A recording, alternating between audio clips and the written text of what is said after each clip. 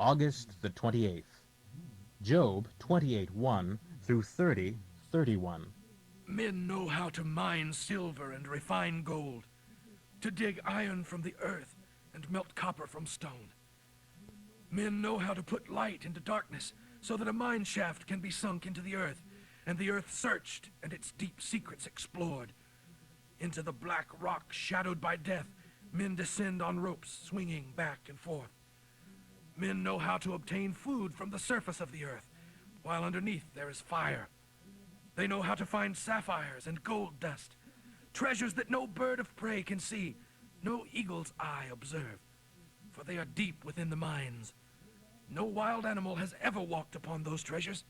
No lion has set his paw there. Men know how to tear apart flinty rocks and how to overturn the roots of mountains. They drill tunnels in the rocks and lay bare precious stones.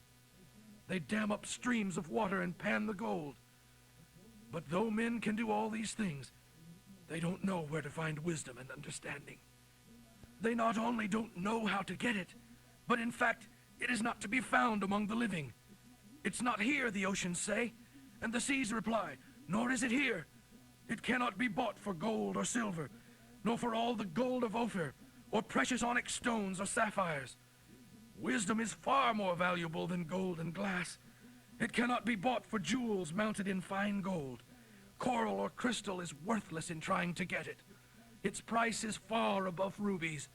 Topaz from Ethiopia cannot purchase it, nor even the purest gold. Then where can we get it? Where can it be found? For it is hid from the eyes of all mankind. Even the sharp-eyed birds in the sky cannot discover it. But destruction and death speak of knowing something about it. And God surely knows where it is to be found, for he looks throughout the whole earth, under all the heavens. He makes the winds blow and sets the boundaries of the oceans. He makes the laws of the rain and a path for the lightning. He knows where wisdom is and declares it to all who will listen. He established it and examined it thoroughly. And this is what he says to all mankind. Look, to fear the Lord is true wisdom. To forsake evil is real understanding. Job continued, Oh, for the years gone by when God took care of me. When he lighted the way before me and I walked safely through the darkness. Yes, in my early years, when the friendship of God was felt in my home, when the Almighty was still with me and my children were around me, when my projects prospered and even the rock poured out streams of olive oil to me. Those were the days when I went out to the city gate and took my place among the honored elders. The young saw me and stepped aside, and even the aged rose and stood up in respect at my coming. The princes stood in silence and laid their hands upon their mouths. The highest officials of the city stood in quietness. All rejoiced in what I said. All who saw me spoke well of me, for I, as an honest judge, helped the poor in their need and the fatherless who had no one to help them. I helped those who were ready to perish, and they blessed me, and I caused the widows' hearts to sing for joy. All I did was just and honest, for righteousness was my clothing. I served as eyes for the blind and feet for the lame. I was as a father to the poor, and saw to it that even strangers received a fair trial. I knocked out the fangs of the godless oppressors and made them drop their victims. I thought, surely I shall die quietly in my nest after a long, good life. For everything I did prospered. The dew lay all night upon my fields and watered them. Fresh honors were constantly given me, and my abilities were constantly refreshed and renewed.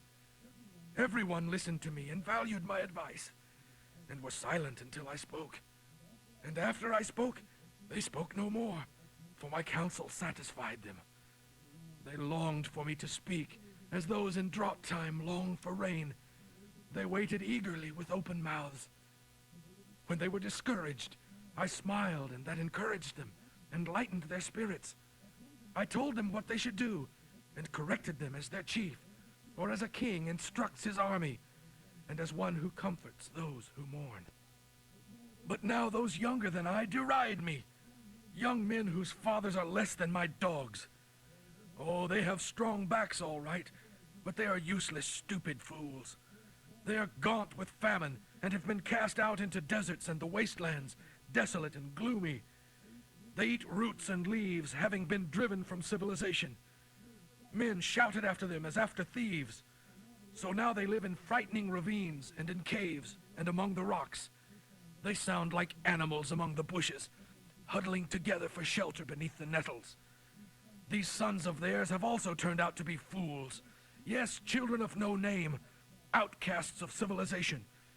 And now I have become the subject of their ribald song. I am a joke among them. They despise me, and won't come near me, and don't mind spitting in my face. For God has placed my life in jeopardy. These young men, having humbled me, now cast off all restraint before me. This rabble trip me and lay traps in my path. They block my road and do everything they can to hasten my calamity, knowing full well that I have no one to help me. They come at me from all directions. They rush upon me when I'm down. I live in terror now. They hold me in contempt, and my prosperity has vanished as a cloud before a strong wind. My heart is broken. Depression haunts my days. My weary nights are filled with pain, as though something were relentlessly gnawing at my bones. All night long I toss and turn, and my garments bind about me. God has thrown me into the mud. I have become as dust and ashes. I cry to you, O God, but you don't answer me. I stand before you and you don't bother to look. You have become cruel toward me and persecute me with great power and effect. You throw me into the whirlwind and dissolve me in the storm. And I know that your purpose for me is death. I expected my fall to be broken, just as one who falls stretches out his hands or cries for help in his calamity. And did I not weep for those in trouble? Wasn't I deeply grieved for the needy? I therefore looked for good to come. Evil came instead. I waited for the light. Darkness came. My heart is troubled and restless. Waves of affliction have come upon me. I am black, but not from sunburn. I stand up and cry to the assembly for help. But I might as well save my breath, for I am considered a brother to jackals and a companion to ostriches. My skin is black and peeling. My bones burn with fever. The voice of joy and gladness has turned to mourning. 2 Corinthians 2, 9 through 17. I wrote to you as I did so that I could find out how far you would go in obeying me. When you forgive anyone, I do too. And whatever I have forgiven, to the extent that this affected me too, has been by Christ's authority and for your good. A further reason for forgiveness is to keep from being outsmarted by Satan, for we know what he is trying to do. Well, when I got as far as the city of Troas, the Lord gave me tremendous opportunities to preach the gospel. But Titus, my dear brother, wasn't there to meet me, and I couldn't rest, wondering where he was and what had happened to him.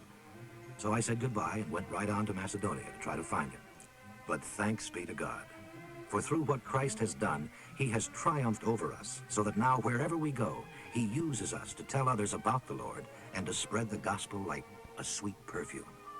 As far as God is concerned, there is a sweet, wholesome fragrance in our lives. It is the fragrance of Christ within us, an aroma to both the saved and the unsaved all around us. To those who are not being saved, we seem a fearful smell of death and doom, while to those who know Christ, we are a life-giving perfume. But who is adequate for such a task as this? Only those who, like ourselves, are men of integrity, sent by God, speaking with Christ's power, with God's eye upon us. We are not like those hucksters, and there are many of them, whose idea in getting out the gospel is to make a good living out of it. Proverbs for today, 22:7. Just as the rich rule the poor, so the borrower is servant to the lender.